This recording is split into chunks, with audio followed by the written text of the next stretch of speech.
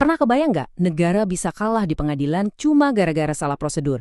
Nah, kali ini kita bakal bedah tuntas sebuah pertarungan hukum yang luar biasa antara prosedur melawan kekuasaan.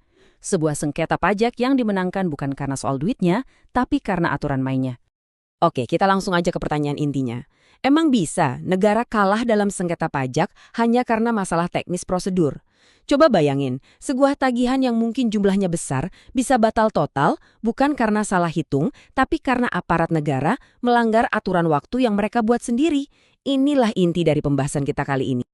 Biar gampang ngikutinnya, kisah ini akan kita urai dalam 5 babak. Kita mulai dari munculnya tagihan pajak itu, lalu kita dalami argumen dari penggugat dan tergugat.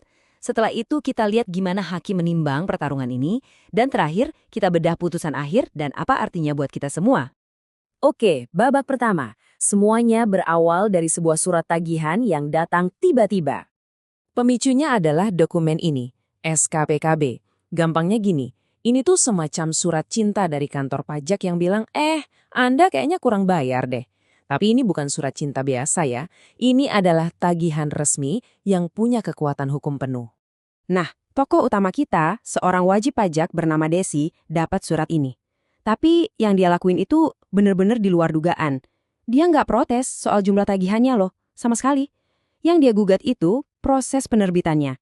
Sebuah langkah berani yang fokus pada aturan main, bukan pada hasil akhir. Masuk babak kedua, dalil penggugat. Mari kita bongkar sama-sama. Apa sih senjata andalan mereka di pertarungan ini? Senjatanya itu sebuah aturan bernama PMK atau Peraturan Menteri Keuangan. Anggap aja ini kayak buku manual suci yang wajib dipegang setiap pemeriksa pajak. Dan di dalam manual ini ada satu pasal yang krusial banget. Soal apa? Soal waktu. Coba deh lihat rinciannya. Aturannya tuh jelas banget, nggak ada abu-abu.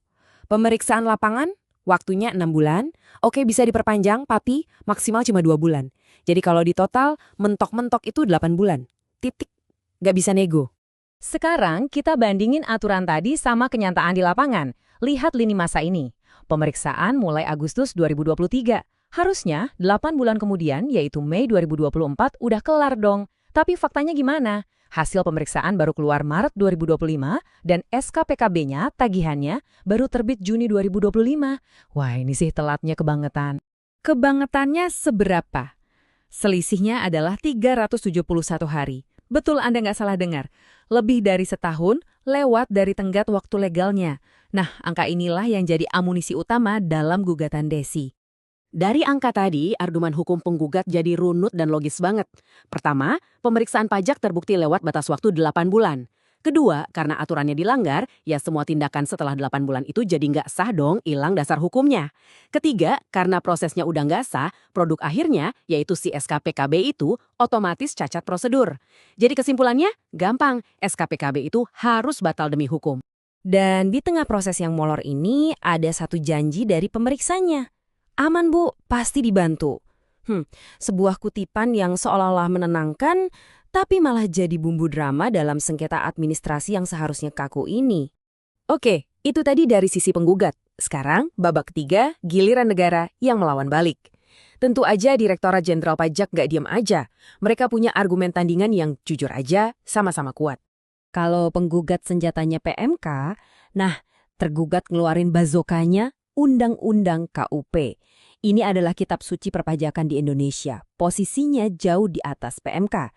Logika mereka, wewenang kami itu dari undang-undang, bukan cuma peraturan menteri. Dan ini dia inti pembelaan mereka.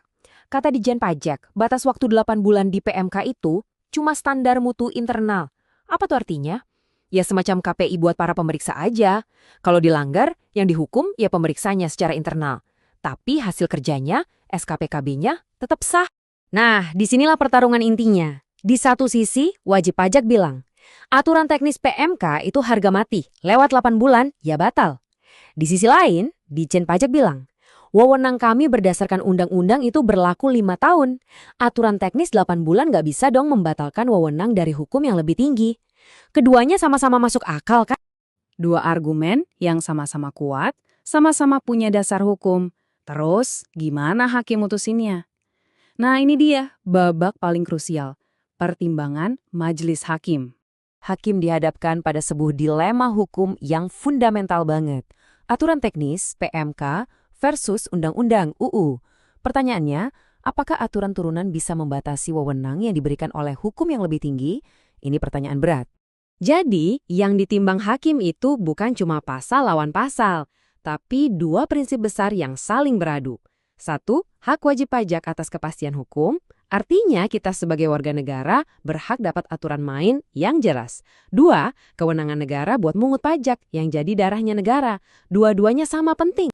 Dan inilah jawaban hakim. Majelis hakim mutusin kalau prosedur dalam PMK itu bukan sekedar KPI internal atau saran. Aturan itu sifatnya mengikat, wajib dipatuhi. Kenapa?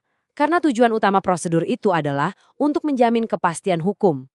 Logikanya, kalau negara sendiri aja nggak patuh sama aturan yang mereka buat, gimana warga negaranya bisa percaya? Dengan pertimbangan yang mantap itu, kita sampai di babak akhir, momen penentuan. Palu hakim pun diketuk.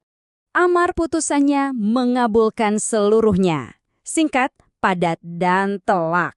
Kemenangan total untuk si penggugat. Terus artinya apa putusan ini? Konsekuensinya jelas banget. 1. SKPKB-nya dibatalkan. 2. Tagihan pajaknya jadi nggak sah. Dan yang paling penting, ini jadi bukti bahwa prosedur itu bukan main-main. Negara pun bisa kalah kalau aparatnya nggak disiplin sama aturan yang mereka bikin sendiri. Dan kita tutup sesi ini dengan satu pertanyaan reflektif. Putusan ini celah hukum yang bisa dieksploitasi untuk lari dari kewajiban. Atau justru ini benteng perlindungan buat kita sebagai warga negara. Sebuah pengingat bahwa kekuasaan negara pun dibatasi oleh aturan. Jawabannya akan membentuk wajah keadilan pajak di masa depan. Coba direnungkan.